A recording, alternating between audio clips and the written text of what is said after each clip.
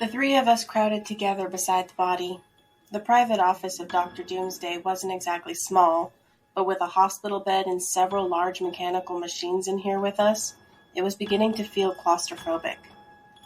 Dr. Doomsday crouched beside one of the machines, hastily installing a connection between the speaker within and the Zune music player I had provided. Doombot 28 was monitoring the room, keeping a steady vigilance of the environment. This was beyond risky, but I accepted the danger. My father, WalkMan, had only discovered my existence just over a year ago, after my mother had tried to hide me from the superhero's life of danger. Dr. Doomsday himself had actually revealed my existence to him as part of one of his many schemes. Through the twisted relationship between hero and villain, the Nemesis had become the godfather to each other's children. After Dr. Doomsday had accidentally killed WalkMan, he was technically now my legal guardian. Dr. Doomsday made a triumphant villain laugh, a short and powerful ha-ha that my father had no doubt heard dozens of times. "It is complete," Doomsday said. He stepped aside and gestured for me to do my part. I had pledged to join the villain's Doom Squad in exchange for my father's resurrection, so technically he was now my boss as well as my legal guardian. I wondered if there would be a conflict of interest somewhere in the arrangement. I approached the machine and readied the Zune MP3 player. I had already selected WalkMan's Healing Playlist Maximum Strength folder, with the songs queued up on random and repeat. I didn't know how long this would take, if it even would work. I took a deep breath, trying to steady my nerves before I played my part as Dr. Frankenstein in this production. I grabbed the cable and inserted it into the Zune. Moments passed and nothing happened. All eyes were on the human remains on the hospital bed, anxiously awaiting any signs of life. "You need to push the play button," Doombot 28 said. "Oh, right," I said and activated the device. The makeshift sound system blared to life, belting out the first few notes of Taylor Swift's "Soon You'll Get Better." Dr. Doomsday glanced from the speaker to myself. "Stephen, after this is over, you're going to explain the songs your father chose," he said, with a malicious grin beginning to form on his stubble-covered face. "He can't really choose what song does what," I responded, still looking at the human remains on the medical bed. "He just monitors the response that each song causes and saves them to a playlist accordingly." Doomsday nodded and gave his attention to the body once more. We stood in silence as the song played, then faded into silence. Nothing happened. The next song in the playlist began, Healing Incantation from the Disney movie Tangled. Dr. Doomsday only glanced at me this time, with one eyebrow dramatically raised. I brought a finger to my lips, shushing the man that had killed well over thousands of victims in his career. The song faded away, with still no results to show. "Why?" Dr. Doomsday began to ask, but I cut him off once again. "It may be working on a cellular level, which takes time," I said. "The best thing we can do now is stay quiet. The more we talk, the less of the song he hears, the less effective it becomes." Dr. Doomsday nodded and mimicked zipping his mouth shut. The third song began, the soft jingle of a vaguely familiar song. "Is that?" Dr. Doomsday asked, tilting his head like a confused dog would. "That is the Boo Boo song by Coco Melon," Doombot 28 confirmed. The bodily remains began to vibrate, slightly at first, but quickly growing to a full quaking tremor. All three of us took a step back, bumping into various obstacles in the cramped office. With a sound like a drain greedily slurping the last of an emptying bathtub, WalkMan's body came back together. His missing pieces grew back as his dismembered bits stitched themselves back together. Muscle fibers entwined as new skin crested like a wave across the surface. With a gasp that sounded closer to an explosion, WalkMan sat upright. He frantically patted his chest, watching in fear and confusion as the tidal wave of new skin raced across his torso. He held his hands to his face and watched in awe as all 10 of his fingers grew back, like a forest growing in super speed. At last, he seemed to notice me in the room. "Stephen," he said, raising his arms for a hug. The music died away as I approached my dad. Dr. Doomsday leapt forwards, and before I could react, he sliced off the ring finger on WalkMan's right hand. WalkMan vaulted out of the hospital bed and dashed out the office door. "What the hell did you do that for?" I asked, horrified and enraged at what just happened. Dr. Doomsday cackled, once again in full villainous swing. "I took that finger once. It belonged to me. Consider it a repossession." He followed this up with more cackling, louder and more boisterous this time. "Doctor, maybe we should go visit that free clinic you opened? That's fucked up," I said before leaving the office to chase down my father. The halls of the Fortress of Doomitude were getting crowded as of late. Dr. Doomsday didn't seem to be bothered by it. On the contrary, he seemed thrilled, engaging with every minion of the Doom Squad as he passed them.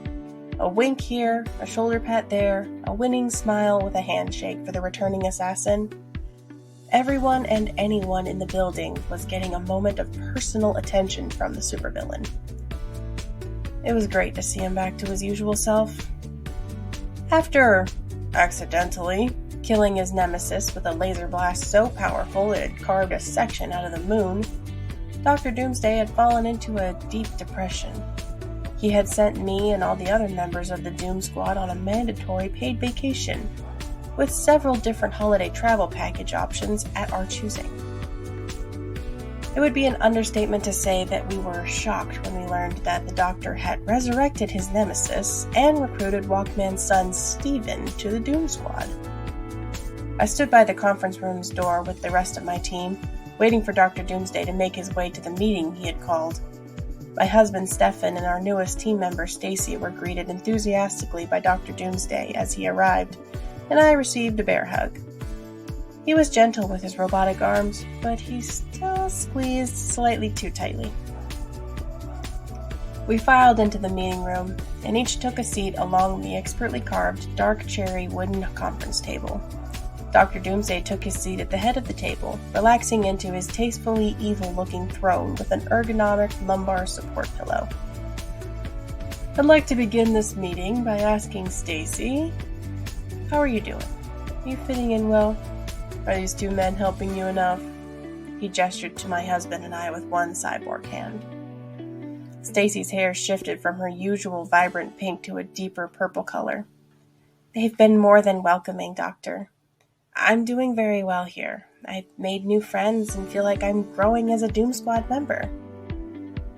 I wasn't really sure what her other powers actually did, but I had gathered that her hair color was definitely tied to her mood.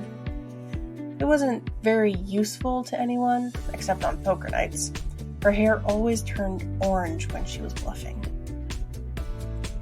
"Excellent," Dr. Doomsday said, putting a villainous emphasis on the word. "Now, on to the actual meeting. What does my logistics team have to report?"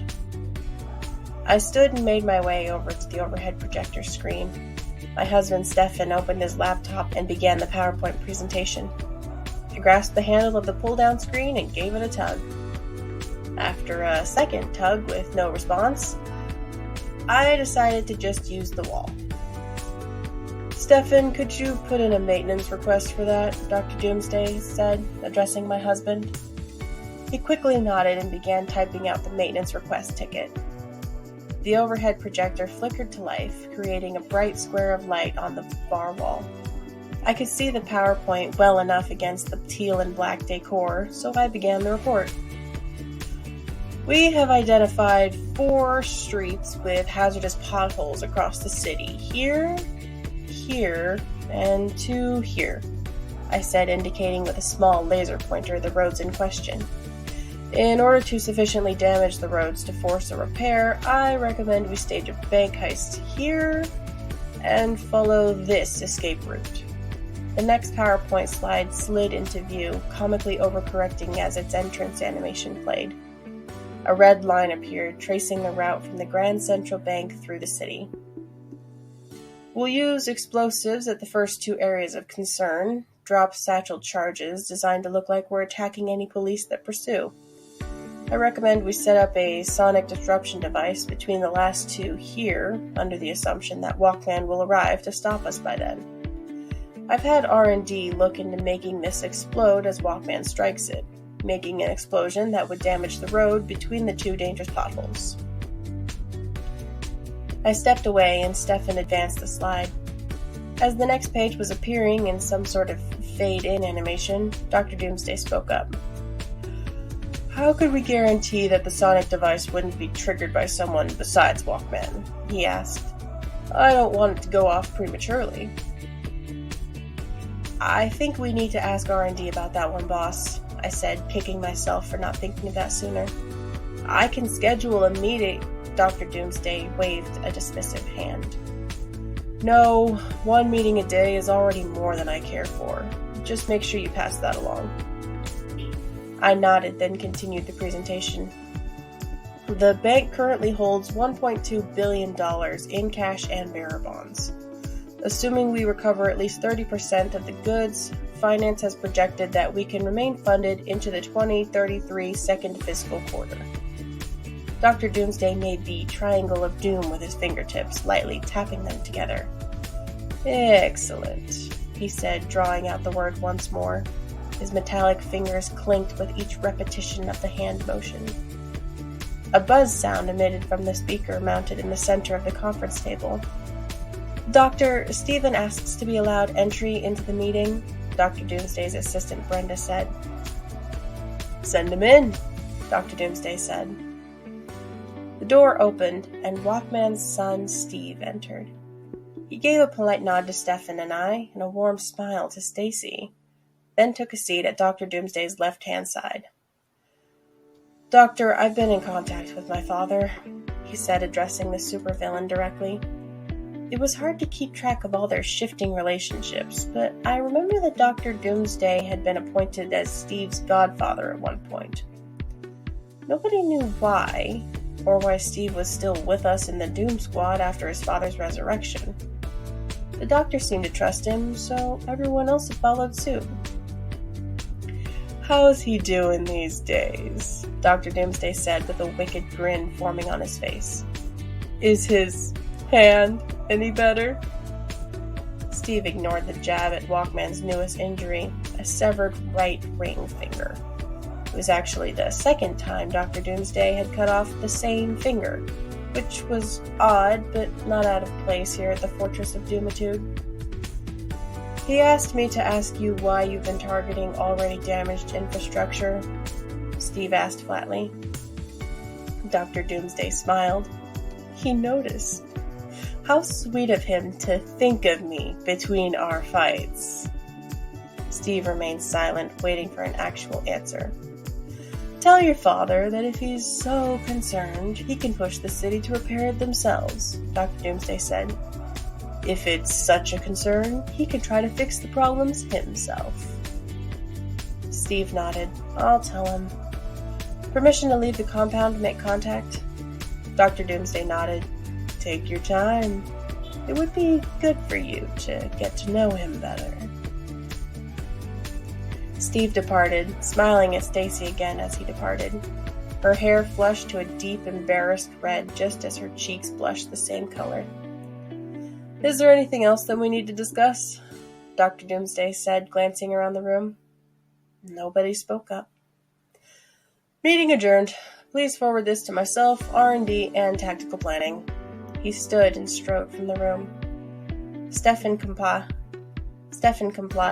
typing the various email addresses he needed to include. I turned to Stacy. I'm glad you and Steve are getting along so well, I said, making sure to phrase the next question with the utmost care. Does he know that you're... Her hair cycled through the entire color spectrum like a cuttlefish trying to dazzle a predator away. Yes, she said, looking down at her lap. It's nothing to be ashamed about. I said, helping my husband to pack up the computer. It's who you are. You can't lie to yourself, and you can't lie to others about yourself. And you know what? She looked up, her hair settled into a quizzical green. No, what? You're a great you. She blushed once more, both in her cheeks and her hair. Thanks, boss, she said softly. I stopped before I embarrassed the young woman into making an entirely new color. Let's grab lunch before we go down to R&D. I don't like talking to those brilliant assholes on an empty stomach. We left the conference room and headed towards the cafeteria. A Doom Squad minion that I think was named Craig jogged past. Doc got us pizza today, he said excitedly as he jogged towards the unexpected treat. I smiled, first at my husband, then at our newest team member. Shall we? I asked before taking off after Craig.